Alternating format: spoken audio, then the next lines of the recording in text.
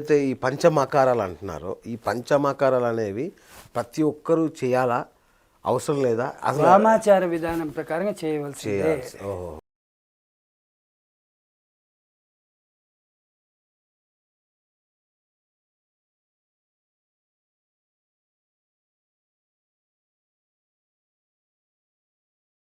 వంశ రాజులకు ఆయనే కులగురువు. అంటే రాముడికి కులగురువు ఆయనే. ఆ కులవు గురువు అయినటువంటి రాముడికి ఆయన వశిష్ఠుడు ఇవ్వాలనుకుంటే కొన్ని విద్యలు, అంటే శస్త్రాస్త్ర విద్యలు అంటారు, అది ఆయనకి సాధ్యం కాకపోయింది. కొన్ని వందల సంవత్సరాలు తపస్సు చేసినా కూడా సాధ్యం కాకపోయింది. అప్పుడు ఆయన ఏం చేశారు, దక్షిణాచారం నుంచి వామాచారానికి షిఫ్ట్ అయ్యారు. ఆ షిఫ్ట్ అయిన క్రమంలో అనేక దివ్యాస్త్రాలు ఏర్పడ్డాయి. ఆ దివ్యాస్త్రాలని రాముడికి ఆయన గురువుగా బహుకరించారు. ఆ అస్త్రాల సహాయంతో ఈ తాటకి ఇలాంటి వాళ్ళంతా ఉన్నారు కదా, కరదూషణలు, ఇలాంటి వాళ్ళందరినీ అప్పట్లో సంహరించింది ఆయన ఆ యొక్క అస్త్రాలతోటే. ఆయనకు ఈయన విశ్వామిత్రుడు అగ్నికి వాయువు తోడైనట్టు అయినాడు వశిష్ఠుడికి. ఆయన ఇచ్చినటువంటి అస్త్రాలు ఇంకా బాగా పనిచేసినాయి. ఈయనెవరు విశ్వామిత్రుడు అంటే ఆయన క్షత్రియుడు. ఆయన ఉపయోగించిన విధానం వామాచార విధానం. వశిష్ఠుడు ఏంటి, ఆయన బ్రాహ్మణుడు, శాకాహారం అనే దీనిలో ఉన్నాడు. ఎంత చేసినా ఇంతేరా, ఇది ఇలా కాదు, అలా వెళ్ళాలి అనుకున్నాడు, వెళ్ళాడు, సక్సెస్ అయ్యాడు. అట్లా అని చెప్పి దక్షిణాచారం పనికిరాదని నేను అన్నాను. ఎవరి నమ్మకాలు వాళ్ళది, ఎవరి అభిప్రాయాలు వాళ్ళది, ఎవరి జీవితాలు వాళ్ళవి. ఎవరిని ఎవరు విమర్శించుకోవాల్సిన పనిలే. అందరూ కలుపుకోలుతనంగా ఉంటే హిందుత్వం అనేది సాధ్యం. అత్యంత ప్రాచీనమైనది హిందూ సంస్కృతి కానీ, హైందవ ధర్మం కానీ, మన జీవన విధానం కానీ ఇప్పుడు చూస్తే ఒక్క దేశానికి, కొంత ప్రాంతానికి పరిమితమైనట్టు కనిపిస్తోంది. చాలా సింపుల్ చెప్తానండి. ఇండియాలో ఈరోజు ఇండియానే హిందుత్వానికి ప్రతీక అంటారు, కానీ ఇండియాలో ఈరోజు హిందుత్వం అన్నదే లేదు. దీనికంటే ముస్లిం దేశం అని పేరు, కంబోడియా పేరు విన్నారా? చాలా అద్భుతమైనటువంటి మహా శివాలయం ఉంది అక్కడ, చాలా పెద్దది, చాలా బాగుంటుంది. అక్కడ ఉండేటువంటి ముస్లింలు సైతం ఆ గుడికి వెళ్తారు, పుణ్యస్నానాలు చేస్తారు. హిందువులు ఎంత గొప్పగా ఆరాధిస్తారో భగవంతుణ్ణి, అంతకంటే గొప్పగా ఆరాధిస్తున్నారు. అట్లా అని చెప్పి నేను ఏదో ఒక మతాన్నో ఒక వర్గాన్నో నేను సపోర్ట్ చేస్తున్నట్టు కాదు. నేను ఇందాక చెప్పానే, హిందువులు నిద్రపోతున్నారు, నిద్ర నటిస్తున్నారు, అంతకుమించి జీవోత్సవాలై జీవిస్తున్నారు. అలాంటప్పుడు హిందుత్వం ఎక్కడిది? ఒక యాక్టివేషన్, ఒక చైతన్యం ఉంటేనే కదా. రైట్. సో అదే ఈ హిందుత్వం బతుకుతుందా? గట్టిగా ప్రయత్నిస్తే అవుతుందండి. మీరు ప్రయత్నిస్తున్నారా? నేను అదే చేస్తున్నానండి. నిద్రపోయే వాళ్ళని నీళ్ళు చల్లి నిద్ర లేపుతున్నాను, నిద్ర నటించే వాళ్ళని నడ్డి మీద తన్ని లేపుతున్నాను. ఓకే. అంతకుమించి జీవోత్సవాలుగా మిగిలిపోతుంటే కాష్టంలో విసిరేస్తున్నాను. కాష్టంలో విసిరేయడం అంటే నేను కూడా ఒక కాటి కాపరి లాంటి వాడే. ఫేస్ ఖాళీ చేస్తున్నాను అంతే. ఓకే. డైరెక్ట్ చంపేస్తున్నారా? కాదండి, సిస్టమ్. ఓకే. ఉదాహరణకు చెప్పాలంటే ఇందాక నేను చెప్పాను అసలు సన్యాసం అంటే ఏంటి, సన్యాసంలో జరుగుతున్నటువంటి వ్యాపారం ఏంటి, దీన్ని ప్రజలు ఎలా అర్థం చేసుకోవాలి, ఎలా అర్థం చేసుకోకూడదు, ఏంటి అసలు ఉండేటువంటి సత్యం ఏంటో చెప్పాను నేను. అవును. అది అర్థం చేసుకుంటే అనేక మంది స్వామీజీలు మారుతారు, అనేక మంది ప్రజలు కూడా మారుతారు. అలా మార్చడం అన్నదే కాష్టంలో విసిరేయటం. ఓకే. మీరు ఈ మధ్య జర్నీ టు గోల్ అనే ఒక ఏదో కొత్త ప్రక్రియ చేపట్టబోతున్నట్టు విన్నాను. అవునండి. అదేంటంటే అఘోరా యూనివర్సల్ ఫౌండేషన్ అనేది ఒకటి స్టార్ట్ చేయబోతున్నాను. అది ఒక ఎడ్యుకేషనల్ సెంటర్ లాంటిది. Spiritual educational centre. దాని ద్వారా ప్రజలకు అవసరమైంది ఏది తెలుసుకోవాలనుకుంటున్నారో అది తెలియజేస్తాను. దాని ప్రకారంగా వాళ్ళ జీవితాలని వాళ్ళు, అంటే అఘోరాల గురించి తెలియజేయడానిక?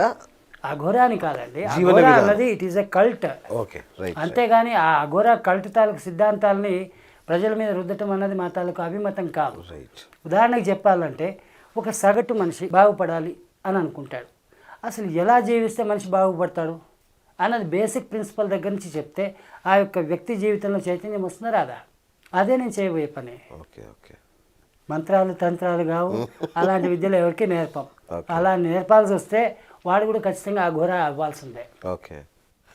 అంటే మీ వెనకాల ఏదో ఒక అఘోర సైన్యం ఉంది, శిక్షణకుల అంటే మీ శిష్య బృందం ఏదో మీ వెనకాల. అదంతా అపోహలండి. మీరు ఇక్కడికి వచ్చి అఘోరాలను తయారు చేస్తున్నారు? లేదండి, కొత్తగా హైదరాబాద్ నుంచి లేదండి, ఎక్కడికి ఎక్స్పోర్ట్ చేయట్లేదు. ఒక జర్నలిస్ట్ ఇంకో 100 మంది జర్నలిస్టులు తయారు చేసినట్టుగా ఒక అఘోరా ఒక 100 మంది ఏమన్నా అలా చేస్తారు? వచ్చేవాళ్ళు కొన్ని వందల మంది ఉన్నారు, కానీ ఇంతవరకు ఎవరిని యాక్సెప్ట్ చేయలేదు. అది కూడా చాలా క్లియర్గా చెప్తాను, ఓకే ఎలాగ నేను జనాల్ని అవాయిడ్ చేస్తున్నాను అన్నది. ఓకే. ఈ అఘోరా కల్ట్లో చేరడమే కాదు, అఘోరా సాధనలు చేయటం కానీ జీవించడం కానీ చాలా కష్టం. ఓకే. ఇలాంటి ఈ పరిస్థితుల్లో ప్రజల తాలూకు ఒత్తిడి నాకు ఎక్కువగానే ఉంది. ఓకే. అలాంటి ప్రజల్ని ఫిల్టర్ ఎలా చేస్తున్నా అంటే అది చెప్తాను నేను. ఓకే. ఒక్క వ్యక్తి అఘోరా కావాలంటే సుమారుగా 14 సంవత్సరాల టైం పడుతుంది. ఓ. నేను సన్యాసం తీసుకుని నేను జీవించాల్సిన రీతిలో నేను జీవించాను కాబట్టి నాకు పెద్ద సమస్య కాకపోయింది. ఓకే. కానీ సన్యాసం తీసుకున్నంత మాత్రాన మనిషిలో అహం చచ్చిపోతుందా? కాదు కదా. అలాంటి పరిస్థితిలో వాడికి అని అంటూ వాడి తలకు మెయింటెనెన్స్ సిస్టమ్ ఇవన్నీ ఉంటాయి. అలాంటిది ఒక మనిషికి సరాసరిగా 6,000 రూపాయలు నెలకు ఖర్చు అవుతాయి అనుకుందాం. 14 సంవత్సరాలు ఎంత అవుతుంది? సుమారుగా 12 లక్షలు అవుతుంది. 12 లక్షలు నువ్వు ఏర్పాటు చేసుకోగలిగితే కమాన్ అఘోరా సెక్టర్లో ఆ 12 లక్షలు ఉంటే వాడు మాట అండి, 12 లక్షలు కనుక వాడికి ఉంటే వాడు ఎందుకు అఘోరా కావాలనుకుంటాడు? అసాధ్యం. ఆ విధంగా మగవాళ్ళని ఫిల్టర్ చేస్తున్నాను. ఓకే. వచ్చేటువంటి ఆడవాళ్ళు అంటే నేను చాలా క్లియర్గా చెప్తున్నాను. అమ్మ, మాకు మద్యం ఉంది, మాంసం ఉంది, మైథునం కూడా ఉంది, మంత్రం ఉంది, ముద్ర ఉంది. ఇలాంటి ఈ పరిస్థితిలో మైథునము అంటే it is nothing but A inter course between male and female. మరి మీరు దానికి సిద్ధమైతే రండి. దెబ్బకు పారిపోతున్నారు వాళ్ళు కూడా వెళ్ళిపోతున్నారు కాబట్టి నేను సేఫ్. సో మీరేం కొత్తగా అఘోరాలు తయారు చేయట్లేదు? చేయను. ఫ్యాక్టరీ ఏం పెట్టలేదు? లేదండి. ఫైనల్గా ఒక ప్రశ్న. ఇప్పటికి ఎన్నోసార్లు ఫైనల్ అన్నాను, కానీ మీరు జ్ఞాన సముద్రం తవ్వినా కొద్దీ చాలా విషయాలు తెలుస్తున్నాయి. సో ఇది నిజంగానే ఫైనల్. చాలా మంది మిమ్మల్ని ఫేక్ అఘోరా అంటున్నారు. మంచిది. దీనికి మీరు ఇచ్చే సమాధానం? నేను చాలా క్లియర్గా చెప్తాను. అసలు దేవుడు ఉన్నాడంటేనే దేవుడు ఉన్నాడు, లేదంటే లేనే లేదు. అదే శివుడే స్వయంగా ఈ సమాజం మధ్యలోకి వస్తే ఎవడో పాములుడు వచ్చాడు రా అంటారు. అలాంటిది నన్ను ఫేక్ అఘోరా అన్నలో పెద్ద ఆశ్చర్యం ఏముంది? ఒక్కటే చెప్తానండి, ఒక ఏనుగు పోతుంటే కుక్కలు 100 మరుగుతాయి. కుక్కలు 100 మరిగినంత మాత్రం ఏనుగుకి ఏమైంది? నేను కూడా అంతే. అంటే మీరు ఏనుగానే అడగండి, చెప్తాను నేను ఖచ్చితంగా ఏనుగే. మీరు ఏనుగు అనుకుంటారు కాబట్టి వాళ్ళు అలా అంటారు. అది కూడా కుక్కలాగా ఉండుంటే అబ్బో అఘోరా కూడా కుక్కే అని చెప్పి ఉండేవాళ్ళు. రాబోయే కాలంలో భారతదేశ స్థితిగతులు ఎలా ఉండబోతున్నాయి? సింపుల్ అండి, రాబోయే కాలం కాదు, ఈ కాలం కాదు, గడిచిపోయిన కాలం కాదు. ఎప్పుడైతే దేశం అంతటా అవినీతి నిండుతుందో అప్పుడు దేశం నాశనం కాక తప్పదు. అంతకుమించి చెప్పాల్సింది ఏమి లేదు. అవినీతి నుంచి బయటపడాలంటే ప్రతి ఒక్క మనిషి తనను తాను సంస్కరించుకోవాలి. తద్వారా మాత్రమే దేశం బాగుపడుతుంది. చాలా క్లియర్గా చెప్తానండి. పురాణాల్లో కావచ్చు, దేంట్లో కూడా కావచ్చు, ధర్మాత్ములు ఎక్కడైతే ఉంటారో, ఎక్కడైతే సంచరిస్తుంటారో అక్కడ వర్షాలు పడతాయి సకాలంలో, సకాలంలో ఎండలు కాస్తాయి, సకాలంలో శీతాకాలం ఉంటుంది, ఋతు ధర్మం అనేది పర్టికులర్గా నడుస్తుంది అని చెప్పి ఎన్నో శాస్త్రాల్లో చెప్పబడింది.